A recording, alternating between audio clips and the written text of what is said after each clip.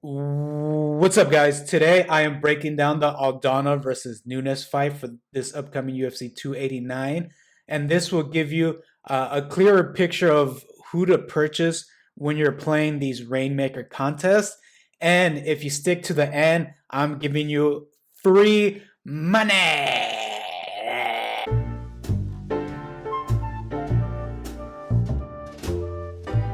Okay, guys, so I have this cool little image here that I have produced. Um, I'm breaking down these fighters within these five different factors or variables, you can call them. Number one, starting off with their stand up. And this one, I don't give an edge to any of them. So they both get check marks, they both get stickers. Yay! You guys both win. Yay! I say this because on the feet, Nunes is more well-rounded. She uses her leg kicks, whereas Aldana doesn't really use leg kicks, if at all. Aldana's more of a boxer, a pure boxer, and a very crisp technical boxer at that. So if they're throwing hands, I give Aldana the edge because, as you all know, Nunes does get sloppy throwing hands. That's actually how she lost to Pena. She got pretty sloppy. I don't know if it's an overconfident thing, but she does tend to have her hands down at times when she's throwing hands. But her kicks are very devastating. So as far as hands, I give the edge to Aldana. But as far as well-roundedness, I give the edge to Nunes. And both very powerful strikers here that can put each other out at any moment. Should be exciting. The next factor here is their grappling. And in this area, I give the advantage to Nunes. I say this because Aldana's not even a grappler at all. She averages zero point 0.2 takedowns per fight. The only upside I see Aldana with her grappling is when she does get on top. She is very strong and very heavy and very physical and punishes her opponents when she's on top. But she doesn't go for those takedowns. Usually when she gets on top, it's because she either reversed or transitioned there. Whereas Nunes does take the fight to the ground. She averages just below 3 takedowns per fight. And she has 3 submissions in her last, 2 submissions in her last 3 fights. And that's why I give the edge to Amanda Nunes. Third factor here is their durability. And in this case, I give the edge again to Nunes.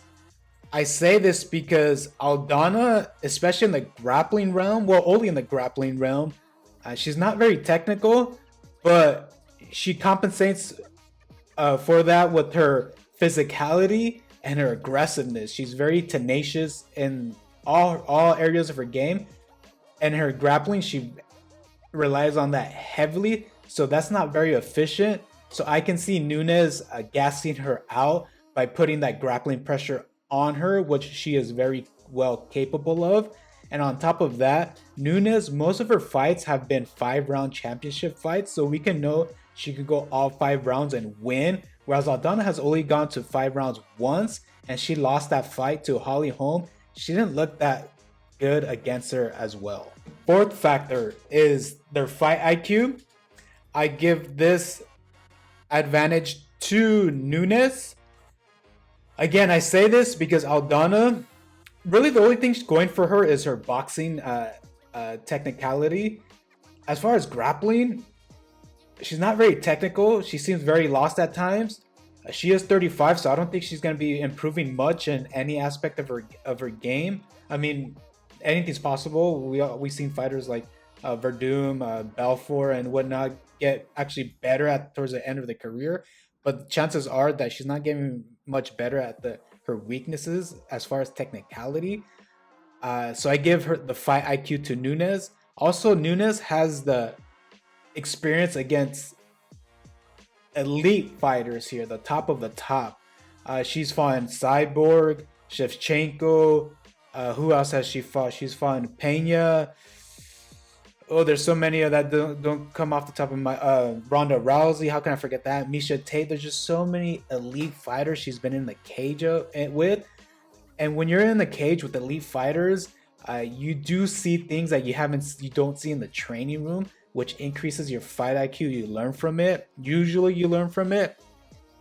And that's why I give. Oh, and one last thing that's very important that I see with Nunes is I would say it was a mistake when she lost against Pena that first time. She got pretty sloppy, and she fixed it. You could tell she went back, studied the tape, talked over with her coaches, and she fixed it. And she dominated her second fight against Pena. So it just shows where her head's at and her IQ being very high. I mean, she's the GOAT in the women's division, so she has to have a good IQ, right? All right, my fifth and final factor here is the X factor. This is unique to every fight. I will be changing this for every fight because I feel like there's a factor outside of these typical factors that we look at.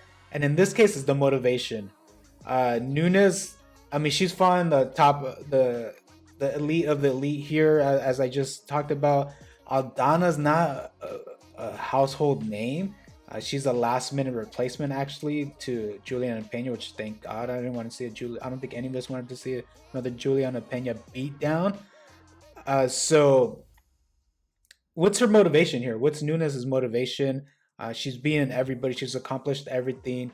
It seems like it's time to move on for her. She became double champ. She beat the champion above. She beat the champion below. Like, what more do you want? What more is waking you up early and giving you that hunger? Whereas Aldana, I feel like opposite is the case with her. Her teammate and what she considers her sister, Alexa Grasso, just won the championship belt against Shevchenko in a very similar situation. I felt Aldana's situation a little worse, but a very similar underdog situation here. And there is tons of momentum with the Mexican fighters here, with Moreno, Yair Rodriguez, Grasso, and now Aldana. It could give her that confidence. It almost seems like it's destiny for her to win the championship bout at this time. And that mindset can go a very long ways. I give the edge here to Irene Aldana. All right, with all that said, on paper, obviously Nunes looks like the favorite. She takes her in most categories here. You are going to pay the price for this year. So as of June 7th, Wednesday today, the rare prices for Aldana is $2.45 versus the rare price for Nunes at $16 basically. The elite price for Aldana is $15.75, whereas the elite price for Nunes is $70. So there's a big gap in price difference here. And they both provide you the same type of card in your lineup, which is a low floor, high ceiling. The loser of this fight is going to score low. The winner of this fight is going to score high. It is the odds to end inside the distance. Currently, it sits at negative 250. So this is going to finish inside the distance with I feel like it's going to be a KO, TKO. But so Nunes confident fight, you are going to pay the price. Aldana, you can save a lot of money here. And if Aldana does win, she's going to score high. So it might not be a bad idea to purchase her elite or rare card and have that as a captain, because number one, it's going to save you money. Because say you're playing an elite contest, you need 2 elite cards, and you can save a lot of money by having her as one of your 2. And number 2, you're going to have her at your captain spot. So if she does score, she's going to score very high. So it's like a boom or bust, high risk, high reward. Whereas Nunes is more a confident pick. You can stick her in too. I'm not saying get away from her, but you are going to pay the price here. All right, if you made it this far, thanks for watching. From the bottom of my heart, thank you for watching. But honestly, I appreciate you guys watching. Thank you. This is the free money here. Is PrizePicks. If you sign up today, they match your money. So if you put in $100, they give you $100 to match it.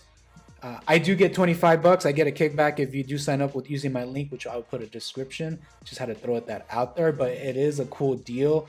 I feel like this is important to play PrizePicks. If you're in any of this arena, PrizePicks, Reignmakers, or DFS, you should be playing all of them, because a lot of them resemble each other but are different. So it's a good way to apply your knowledge across different platforms, and a good way to hedge your bets across different platforms as well.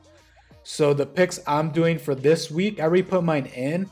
I will start putting out my picks earlier in the week. They come out on Monday. the boards come out on Monday and they change as the week goes on because people take advantage of the inefficiencies here. So keep an eye out on Mondays. I will be posting this on Twitter. I'll link my Twitter account below as well. So what I was able to lock in when it came out was Nunes' takedowns. It was at 1.5 when this came out. It's now at 2, so I feel like she's gonna have more than one takedown essentially. And the Imavov less than 80.5. I'll explain that in a bit. I still feel like this score, it's gone down to 78, I believe, but I still think that's not as detrimental as the Nunes' move. I wouldn't bet Nunes is at 2 because that means she needs 3 takedowns. So going back to what's still decent to get at is Nunes, the 2.5 rounds. Currently, the odds, Vegas odds, has the over 2.5 at -130. I like to see it -130 to 150 around there. So we can put her more than 2.5 rounds. I like that. And going back to fantasy score, going back to that Imavov, it's at 78.5 currently. I like the unders on fantasy scores because there's 2 outs here. Number 1, if they lose their fight, they're not going to be scoring these points. And number 2, even if they win their fight, there's still a possibility they might not score these points. So again, going back to Imavov, the inside the distance odds for Imavov to go the distance, actually, he's fighting Chris Curtis, which I think Chris Curtis is going to win personally. So the fight goes a decision against 130 negative, as high as -136. So I like it to go to a decision.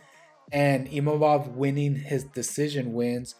His number 1 against Buckley, he only scored 71 points. And his second decision win against Williams, he only scored 74. So both of those below 78. That's why I like his. I got him at 80, but 78.5 is not too bad here. And I like to stay at 10% of my bankroll on each bet. I know I threw one out there, but for the sake of example, I'll throw in another one. Let's go. Yes, 13. 10% of your bankroll. Place that entry. And we got it. So over 2.5 rounds on Amanda Nunes, under 78.5 fantasy points on Imavov. I am done.